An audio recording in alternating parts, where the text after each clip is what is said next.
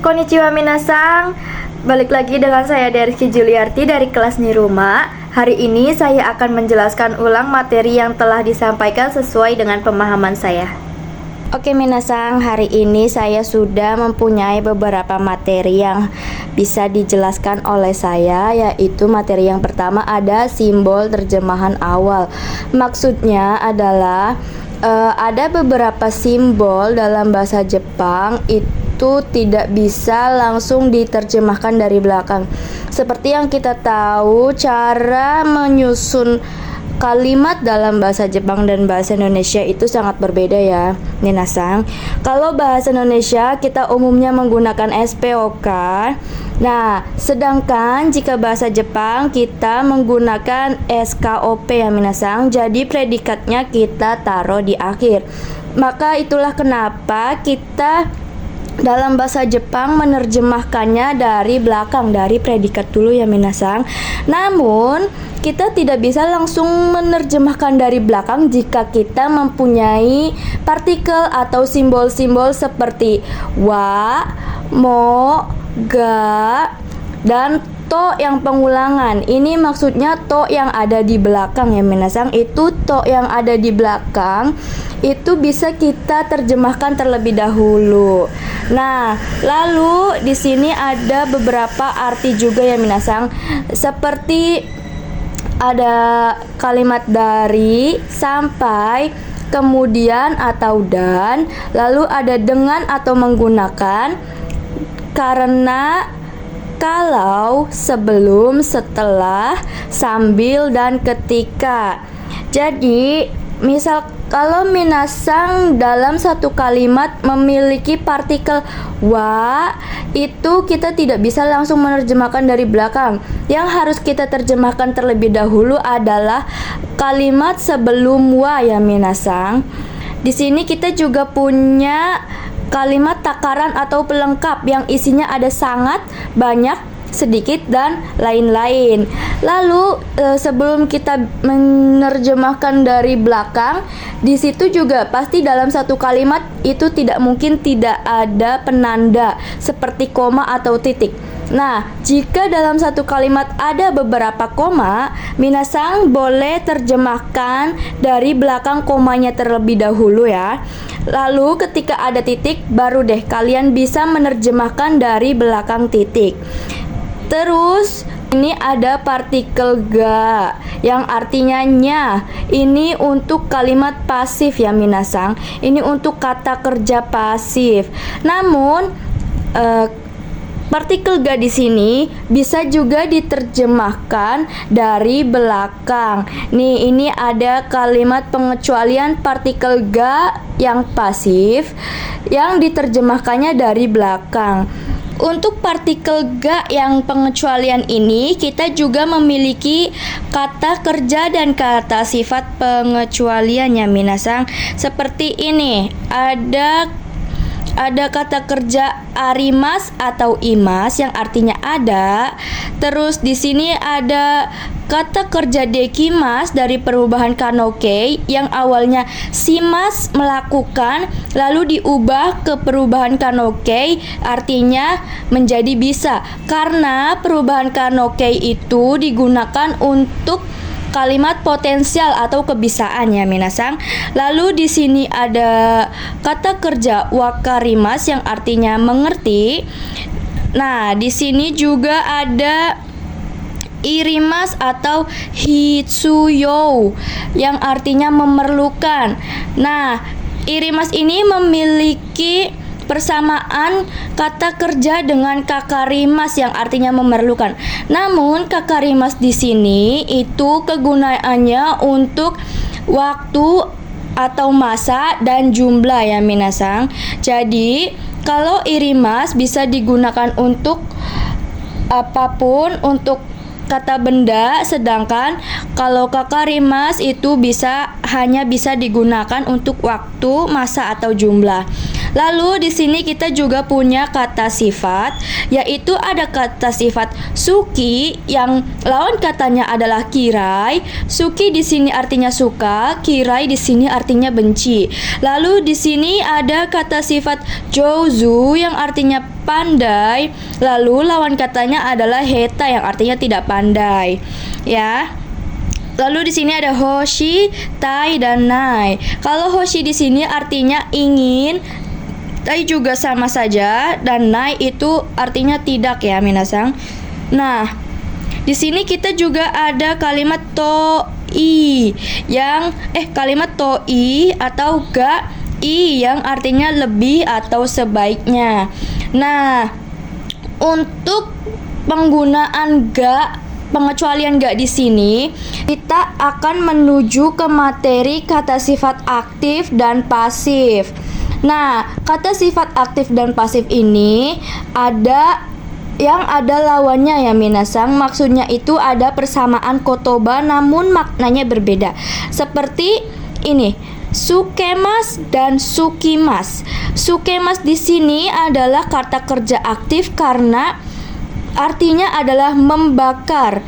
Ingat ya minasang, kata kerja aktif adalah me-titik-titikkan. Sedangkan sukimas di sini artinya dibakar yang. Nah, kalau di titik-titikkan kan bukan kalimat aktif.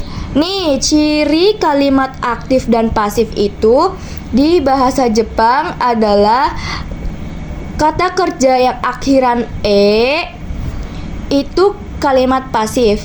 Namun itu kondisional ya minasang. Bisa jadi kalimat yang berakhiran i juga bisa saja menjadi kalimat pasif. Namun di sini kata kerja yang berakhiran bisa menjadi kalimat aktif itu kalau kata kerja tunggal atau yang tidak ada lawannya ya minasang. Nah, kalau kata kerja yang berakhiran disambungkan dengan kata kerja yang berakhiran shi, itu maka dia tidak bisa menjadi kata kerja aktif ya minasang. Pasti kata kerja yang berakhiran ini akan menjadi kalimat pasif. Sedangkan nih ada contohnya nih, kalimat yang berakhiran Nah, di sini juga terdapat kotoba yogoremas pasif dan yogoshimas yang aktif. Nah, di sini juga saya sudah mempunyai contoh kalimat aktif yang berbunyi watashi wa hon o kakimasu yang artinya, untuk menerjemahkannya kita tidak bisa langsung dari sini ya minasang, karena kita mempunyai partikel wa yang berarti subjek. Itu harus diterjemahkan terlebih dahulu. Jadi artinya saya kakimasu yang berarti menulis, o itu partikel untuk kalimat aktif ya minasang. Jadi watashi wa hon o kakimasu adalah artinya saya menulis buku. Nah, untuk contoh kalimat pasifnya saya juga sudah mempunyai berbunyi hon wa watashi ni kakareru. Nah, kenapa bisa jadi kakareru? Di sini kakarerunya sudah mengalami perubahan ukemi ya minasang. Jadi di sini artinya ada partikel wa, jadi kita artikan dulu dari sini ke belakang. Hongwa artinya buku ditulis oleh saya. Di sini partikel ni bisa diartikan oleh ya minasang.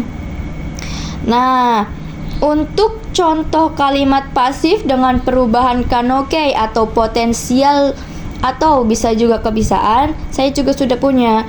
Bunyinya watashi wa nihongo no honga kakeru. Nah, untuk bunpo kanokei, untuk bunpo yang menggunakan perubahan kanokei atau potensial kebisaan, itu menggunakan partikel ga jika kalimatnya pasif ya minasang. Ingat, untuk kalimat pasif partikelnya menggunakan ga. Tapi kalau mau menggunakan kalimat aktif partikelnya o. Nah, di sini artinya saya menulis buku Jepang ya minasang.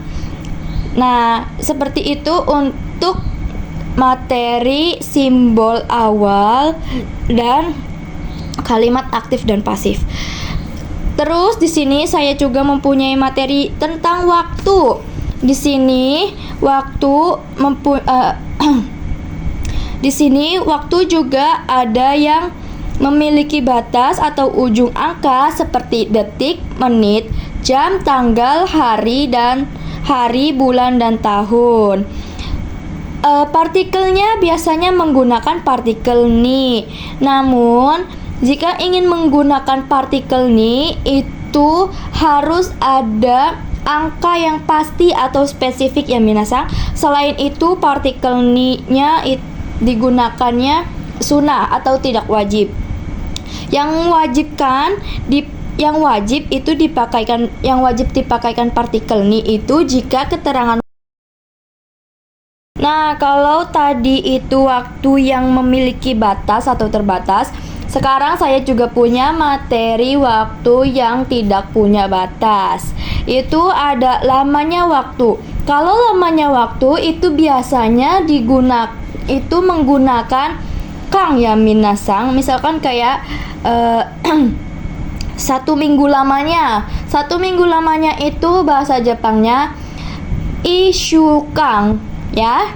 Nah, namun kang ini hanya wajib untuk lamanya jam saja. Selain itu sunnah ya minasang. Lalu di sini kita punya kata kerja atau keterangan, itu partikelnya juga sunnah ya minasang. Nah, partikel yang digunakan itu biasanya partikel ni.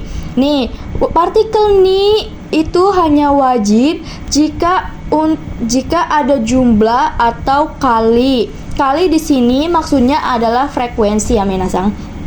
Nah, untuk partikel ni yang sunnah juga di sini ada keterangan waktu yang tidak spesifik seperti pagi, besok, dan lain-lain.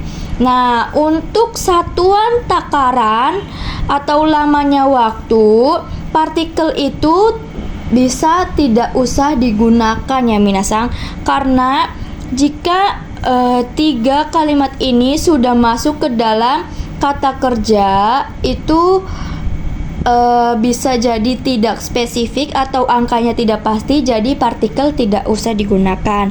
Seperti itu penjelasan dari saya. Mungkin kalau minasang masih sulit memahami, saya meminta maaf.